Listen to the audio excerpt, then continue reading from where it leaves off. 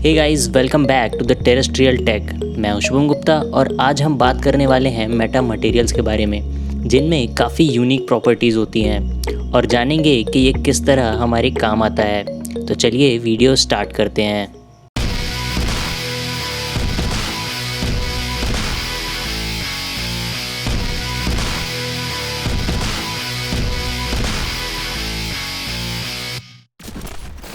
Meta materials ऐसे materials होते हैं जिन्हें आर्टिफिशियली डेवलप किया जाता है और जिनकी प्रॉपर्टीज़ उनके केमिकल कंपोजिशन से डिराइव ना होकर उनके इंटरनल माइक्रो स्ट्रक्चर से डिराइव होती है। मेटा मटेरियल्स का कोर कॉन्सेप्ट आर्टिफिशियली डिज़ाइंड और फैब्रिकेटेड स्ट्रक्चरल यूनिट्स का यूज़ करके ऐसे मटेरियल्स बनाना था जिनमें डिज़ायर्ड प्रॉपर्टीज़ और फंक्शनैलिटीज़ हों।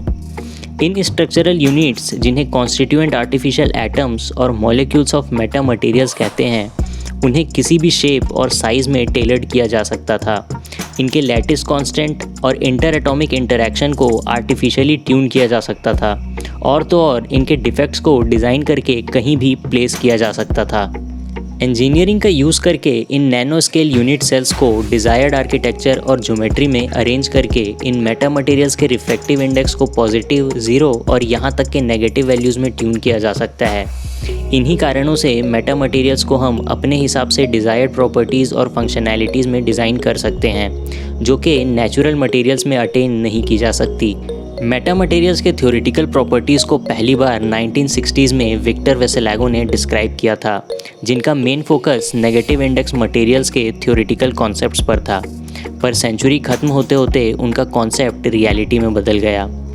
मेटा मटेरियल्स टिपिकली कई सारे यूनिट सेल्स से मिलकर बने होते हैं, जिन्हें मेटा एटम्स कहा जाता है।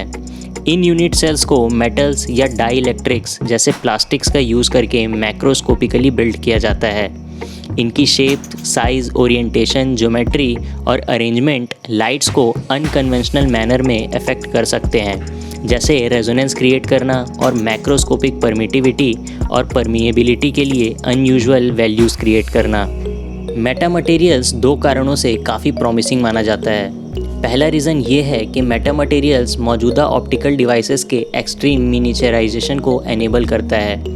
जैसे कि हम अगर कोई आई ग्लास लेंस लेते हैं तो हम उसे हमारे हेयर स्ट्रैंड से भी 100 गुना पतला बना सकते हैं। ये हमें ट्रेडिशनल बल्कि ऑप्टिकल सिस्टम को काफ़ी छोटा और हल्का बनाने में हेल्प करता है। दूसरा रीज़न ये है कि हम इसे नए प्रॉपर्टीज़ को सपोर्ट करने के लिए कस्टमाइज़ कर सकते हैं, जो एग्जिस्टिंग ऑप्टिकल हार्डवेयर में पॉसिबल नहीं है।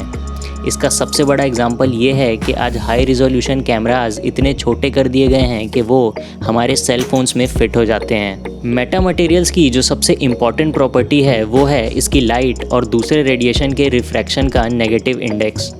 अब तक सारे नोन मटेरियल्स का रिफ्रैक्टिव इंडेक्स पॉजिटिव होता है, तो कोई भी लाइट एक मीडियम से दूसरे मीडियम क्रॉस करता है तो वो प्रोपगेशन के डायरेक्शन में हल्का सा बेंड हो जाता है। एयर का रिफ्रैक्टिव इंडेक्स सबसे कम होता है, लगभग 1 के आसपास, और पानी का रिफ्रैक्टिव इंडेक्स 1.33। किसी मटेरियल का रिफ्रैक्टिव इंडेक्स जितना ज़्यादा होगा, उस मटेरियल में लाइट अपने ओरिजिनल पाथ से उतना ज़्यादा बेंड होगा। कुछ मेटा मटेरियल्स का रिफ्रैक्टिव इंडेक्स ऐसा होता है कि उनमें लाइट एंटर करते ही बैकवर्ड डायरेक्शन में बेंड हो जाती है। इस तरह के नेगेटिव रिफ्रैक्शन मटेरियल से electronics manufacturing, lithography, biomedicine, insulating coatings, heat transfer, space applications और तो और ऑप्टिकल कंप्यूटिंग और एनर्जी हार्वेस्टिंग के नए तरीक़ों के लिए कई सारे एप्लीकेशंस पॉसिबल हो गए हैं। तो ये थी मेटा मटेरियल्स के बारे में कुछ जानकारियाँ, और इसी के साथ आज के इस वीडियो में इतना ही।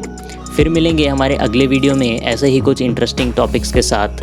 तब तक के लिए सब्सक्राइब करें हमारे YouTube चैनल को और लेटेस्ट नोटिफिकेशन के लिए बेल आइकन को ज़रूर प्रेस करें। See you guys in the next video.